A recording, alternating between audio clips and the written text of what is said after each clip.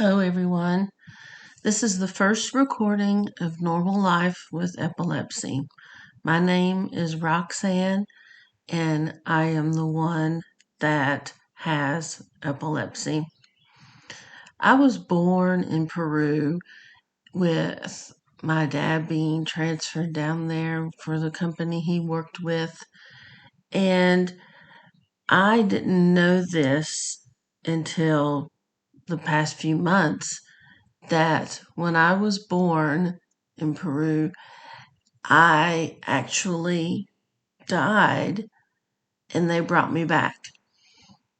And I didn't know that until now when I'm 51, which is very odd. My mom says, "Oh, I've told you." I said, "No, you haven't." So, very new to me. And they say it was because I had a high fever. Well, we came back to the States in Texas when I was 2, and I had a seizure. They didn't know why. They put me on phenobarbital, and I was only on it for a couple of years, and they took me off of it right off the bat. I mean, didn't work me off of it, just took me completely off of it, which was very odd. You usually are worked off of a medication, especially since that was a barbiturate. But I was fine for a long time until I was 8. And when I was 8, I was at home. Um, my dad was telling me it's time to go to school, get up and get ready. But I just didn't feel right.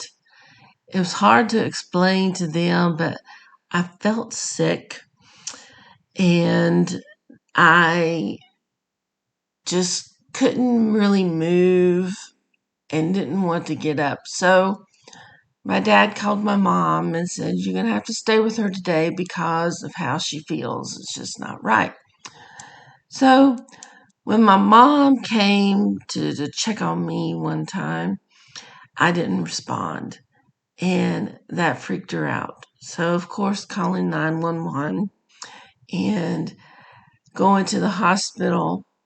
I don't remember anything until I was on a stretcher being pushed fastly down the hall and seeing my mama, who is my grandma, but I call her mama, rushing along beside of me saying she loved me.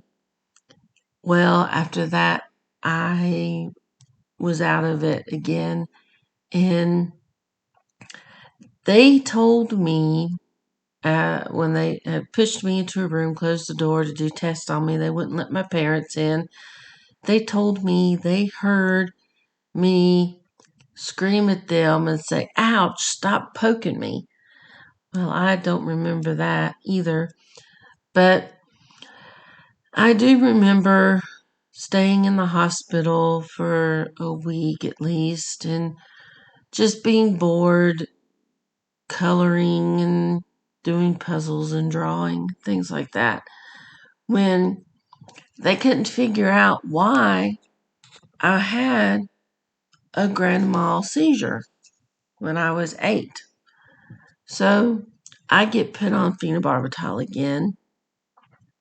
Makes me very shy and quiet, not really outspoken all through school, and uh, just not being the personality that I should have, is the way I put it. And after being on it that long and getting ready to be able to drive and get my license, my permit to drive, they say, "Well, let's try something new that will not be making her as shy as being a barbiturate." So they worked me off of it and put me on Tegretol. Well, I laugh and tell everyone that is a legal high. Coming off of that medication, then the phenobarbital, sitting in the chair, and I asked my dad, I said, am I supposed to feel like this? I feel like I'm floating. And it was nothing like I had ever felt before. Um, just sitting there floating, and I just laugh and tell everyone it was a normal legal high, not normal, but a legal high. And it's just a joke for me. But being on Tegretol for a few more years um, worked fine.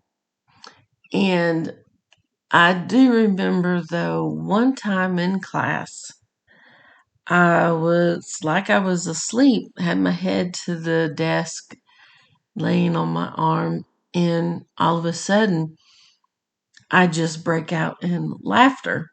And everybody looks at me and says, what kind of dream did you have? Because they all thought I was asleep.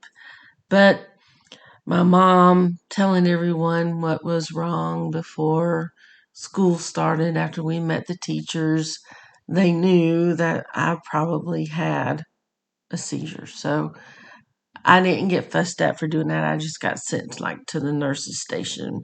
And that was the only time that I remember having anything wrong with me in high school. I played the piano, I competed, I played volleyball, and it was just a normal life with epilepsy then.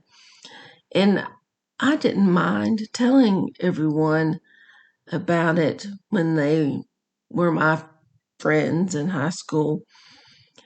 It didn't make me feel odd or like I was that different from everyone, because I acted just like everyone then. So telling them, it didn't bother them. And so I was very lucky with my friends, not making fun of me or anything like that. So after getting out of school and starting a 2-year program for an associate's degree and still on Tegretol, I will continue this and let you know what life is like with epilepsy and it not being normal then. I hope this wasn't too boring for everyone, and you will continue to listen and find out what happens while I'm in college getting my associate's degree and then going to work. Thank you, everyone. I hoped you enjoyed this a little bit. Again, it's Normal Life with Epilepsy, and my name is Roxanne. Bye-bye.